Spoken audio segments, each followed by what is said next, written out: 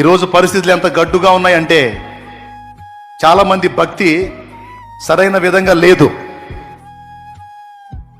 అందుకే చెబుతున్నాను, మనుషులు కావచ్చు, వస్తువులు కావచ్చు, పరిస్థితులు కావచ్చు, ఏవైనా సరే దేవుని దగ్గరికి నువ్వు చేరకుండా నిన్ను అడ్డగించేవి ఏవైనా సరే వాటిని బలవంతంగా తెంచుకొని నువ్వు బయటపడాలి. నువ్వు దేవునితో గడపటం మాత్రం మానకూడదు. దేవుడితో గడపటం మానేవా, ప్రభావం కోల్పోతావు, శక్తి కోల్పోతావు, శత్రువు గెలుస్తాడు. 10 మంది దగ్గరికి వెళ్ళి నీ బాధలు 10 సార్లు 10 మందితో పంచుకునే కంటే ఆ 10 సార్లు నువ్వు దేవుని దగ్గరకు పోతే నీకు రావాల్సిన సహాయం దేవుని దగ్గర నుండి వచ్చింది. కొంతమంది 10 మంది దగ్గరికి పోతారు వాళ్ళ బాధలు చెప్పుకోవడానికి. 10 మంది దగ్గరికి వెళ్ళి ఒక్కొక్కడికి 10 సార్లు నీ బాధలు చెప్పుకుంటే వాడెవడో తీర్చరు.